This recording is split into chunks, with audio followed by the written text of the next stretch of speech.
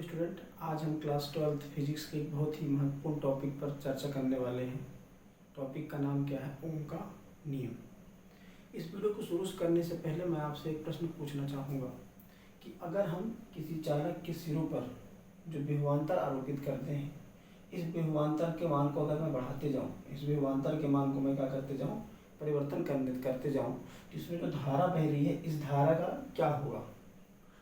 धारा का क्या होगा? कहने का मतलब धारा के मान में क्या परिवर्तन होगा, या धारा कितनी बहेगी, या इसमें प्रतिरोध कितना रहेगा।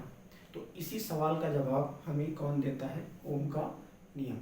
तो बिना समय गंवाए हुए हम अपने टॉपिक पर चर्चा करते हैं कि ओम का नियम है क्या। तो बच्चों, ओम का नियम क्या कहता है कि अगर हम किसी भी चालक के भौतिक अवस्था में परिवर्तन ना करें, कौन सी अवस्था में परिवर्तन ना करें? भौतिक अवस्था में परिवर्तन ना करें बच्चों। कौन सी अवस्था में परिवर्तन? भौतिक अवस्था। ठीक है बच्चों, कौन सी अवस्था में परिवर्तन ना करें? भौतिक अवस्था। सर जी, भौतिक अवस्था का मतलब क्या होगा? तो भौतिक अवस्था का मतलब बच्चों कि हम अगर इस चालक के ताप में परिवर्तन ना करें, किसमें परिवर्तन ना करें? हम इस चालक के ताप में कोई भी परिवर्तन ना करें, हम इस चालक के लंबाई में परिवर्तन ना करें। किसमें परिवर्तन ना करें?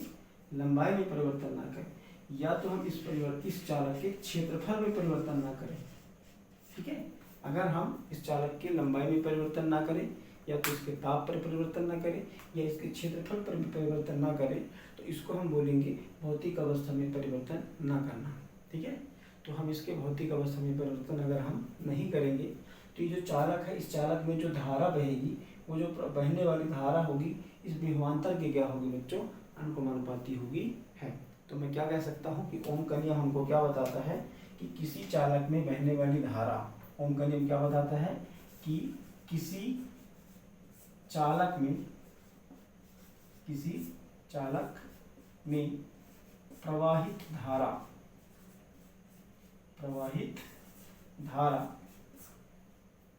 किसी चालक में प्रवाहित धारा आरोपित विभवांतर के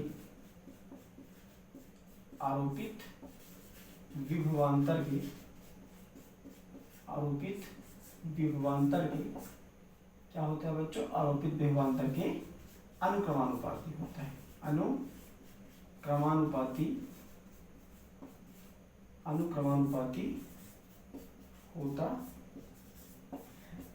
ठीक है बच्चों, ये हमारा सिंपल सा डेफिनेशन है, स्टेटमेंट है किसका? ओम के नियम का।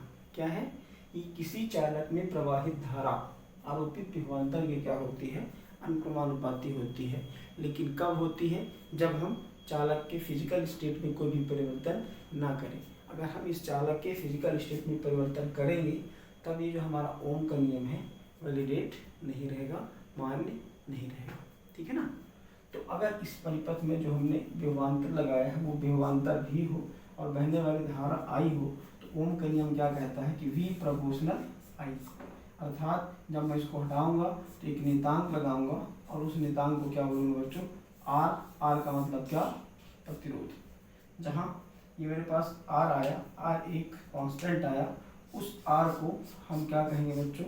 उस R को हम कहेंगे क्या? चालक का प्रतिरोध। क्या कहेंगे? चालक का प्रतिरोध। ठीक है बच्चों, क्या बोलेंगे? चालक का प्रतिरोध। प्रतिरोध क्या होता है?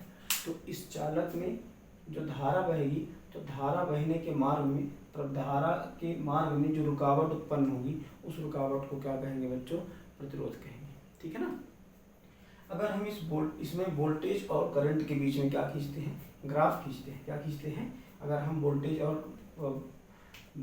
करंट के बीच में क्या खींचते हैं बच्चों? ग्राफ खींचते हैं। कहने का मतलब मैं एक्स अक्ष में क्या लेता हूँ? एक्स, ये मेरा ओरिजिन है, ये है एक्स एक्सिस, ये है कौन सा एक्सिस? Y axis.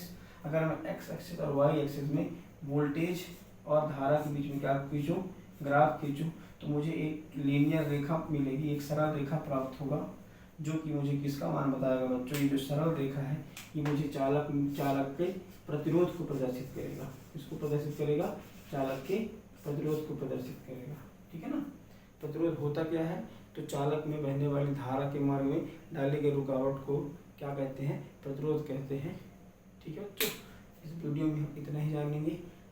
अगर ये वीडियो आपको पसंद आया हो तो प्लीज़ मेरे चैनल को सब्सक्राइब करें और इस वीडियो को लाइक करें। धन्यवाद।